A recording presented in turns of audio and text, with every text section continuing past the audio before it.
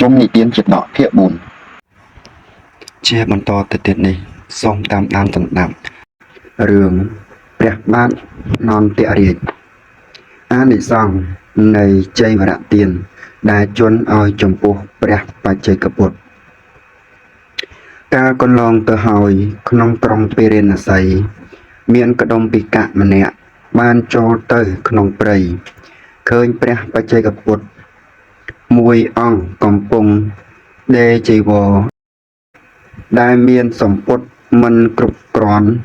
ក្រងអនុវាតបណ្ដោយកដុម្ពិកៈកាលឃើញលោកខ្វះសម្ពុតធ្វើអនុវាតដូច្នេះក៏មានចិត្តជ្រះថ្លាហើយយកសម្ពុតសម្រាប់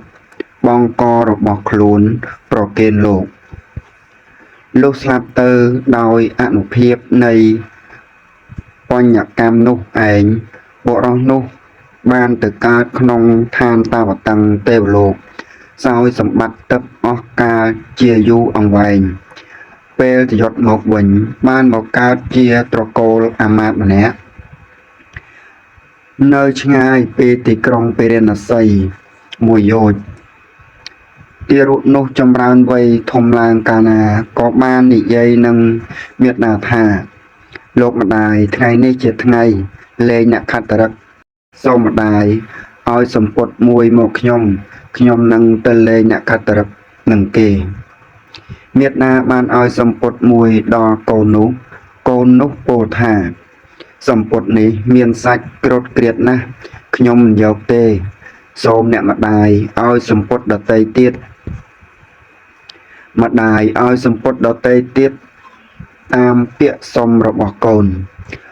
នោះក៏នៅតែទន្ទិញថាសម្ពុតសាច់ក្រត់ក្រៀតណាស់ខ្ញុំមិនយកទេម្ដាយពោលថាផ្ទះយើងគ្មានសម្ពុតដតីឲ្យល្អជាងនេះទៀតទេបរោះកូននិយាយថាបើដូច្នោះខ្ញុំទៅស្វែងរកសម្ពុតមួយដ៏ជាប់ចិត្តឲ្យបានម្ដាយពោលថាម្ដាយឥតមានស្អប់កូនឯងទេគឺចង់ឲ្យកូនឯងបានសោយរាជ្យជាម្ចាស់ផែនដីនគរពារាណសីនេះបរោះនោះក៏ថ្វាយបង្គំមេត្តាដើរចូលទៅកាន់នគរពារាណសីនៅដេកទទូក្បាលលើផែនថ្មមង្គលនាព្រះរាជឧទ្យានពេលនោះជាថ្ងៃទី7ដែលព្រះចៅពារាណសីសោយប្រតិបង្គត់ទៅពួកអាមាត្យអ្នកមុខអ្នកការក្នុងនគរបានធ្វើព្រះសពសំស្ការព្យាបនកិច្ចតាមប្រពៃណី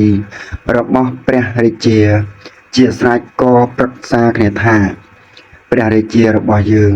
មានតែព្រះរាជធីតាមួយព្រះអង្គធម្មតាប្រទេសត្រូវតែមានជនម្នាក់ជាប្រមុខទើបអាចថិតថេរជាយូរបានលុះគិតដូច្នោះហើយក៏រៀបចំបោះសរុតទឹមដោយសេះសិនថា4មានពណ៌ដូចផ្កាបុទុំហើយដង្កល់គ្រឿងរាជកកុភ័ណ្ឌលើរត់ទៅតែលេងទៅចំណែកបោះសរុតចេញទៅតាមទ្វារខាងកើតហើយចូលទៅកាន់សួនឧទ្យានប្រទក្សិណបរោះកំពុងដេក3ជុំនៅជប់ស្ងៀមបំរុងនឹងឲ្យបរោះនោះឡើងជិះឯរាជបរហិតដែលទៅតាម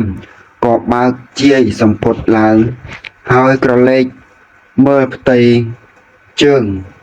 ទើបទាយថាបរោះនេះគួរនឹងបានសោយរាជ្យជាម្ចាស់ផែនដីហើយបានប្រគំពិនពៀតលេងព្រះរាជទ្រព្យអស់វរៈ3ដងបរោះបើកមុខឡើងសួរថាអ្នកទាំងឡាយមកប្រជុំគ្នាក្នុងទីនេះតើមានការអ្វីជនទាំងឡាយពោលថាបបិទ្ធព្រះសមត្ថទេពឥឡូវនេះរាជក្រុងពារាណសីនេះត្រូវធ្លាក់មកលើព្រះអង្គហើយ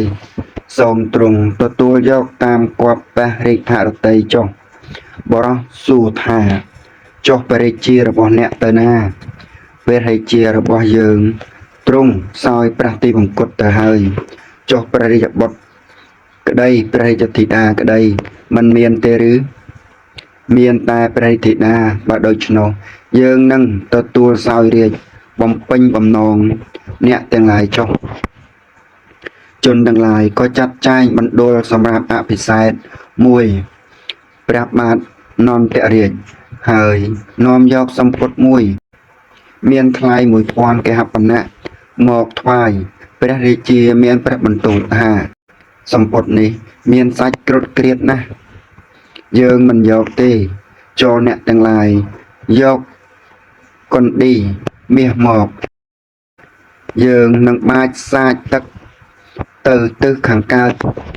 ហើយមុខជាបានសម្ពុតមានសាច់ពរផង់មាត់មិនខានពេលនោះដើមកាប់ប្រព្រឹត្ត8ដើមក៏ទម្លាយផែនដីផុសឡើងគ្រប់ទិសទាំង4រួមជា32ដើមសម្ពុតក៏កើតឡើងជាមួយដើមកាប់ប្រព្រឹត្តទាំង32នោះព្រះរាជាទ្រង់ព្រះហស្ថព្រះភូសាសម្ពុតទឹកមួយដណ្ដប់សម្ពុតទឹកមួយហើយទ្រង់បានបង្គាប់ឲ្យរាជអាមាត្យទូងស្គរភេរីប្រកាសប្រាប់អ្នកក្រុងពេរិណស័យថាពួកស្ត្រីក្នុងដែនរបស់ព្រះអង្គកុំចាក់កុំបាច់រវៃសោតអំបោះឡើយទើបទ្រង់ឲ្យលើកឆាត់ឡើងស្ដេចប្រថាប់លើព្រះទីនាំងចេនជ័យយាងចូលទៅកាន់ទីក្រុងឡើងទៅលើប្រាសាទហើយទ្រង់ទទួលរាជដែលធ្លាក់មកលើព្រះអង្គនិងទ្រង់បានរៀបចំព្រះនគរទាំងមូលយ៉ាងស្អាតល្អប្រហែលនឹងឧត្តរគរុទ្វីបព្រមទាំងព្រះរាជទានសម្ពុតទឹកដល់ពួកមនុស្សក្នុងនគរនានាដែលមកទាំងអំបានគ្រប់គ្នាលោកចំណែកការជាខាងក្រោយមកទ្រង់មានសេចក្តីនឿយណាយនិងរាជសម្បត្តិនិងខរិយវធម៌ទើបលះបង់ចោលហាក់ដូចជាបុគ្គលស្ដោះទឹកមាត់ហើយចេញទៅទ្រង់ប្រភ្នោះជាមួយព្រះទេពីអគ្គមហេសីជាតាបោះសេនីគួងក្នុងឧឈានខំចម្រើនឈានអភិញ្ញាក៏បានសម្រេចតាមព្រះបំណងហើយជាបុគ្គលមិនដែលសាបសូន្យចាកឈានឡើយលុះសោយប្រតិបង្គត់ទៅបានកើតនៅព្រហ្មលោកនាយហងប្រជុំជាតិដកព្រះបាទនន្ទរាជគឺព្រះមហាកស្សបៈក្នុងការឥឡូវនេះព្រះអគ្គមហេសីគឺព្រះនាងផត្តាកាបិឡានីរឿងនេះក៏បានបញ្ចប់តែប៉ុណ្ណេះសូមអរគុណ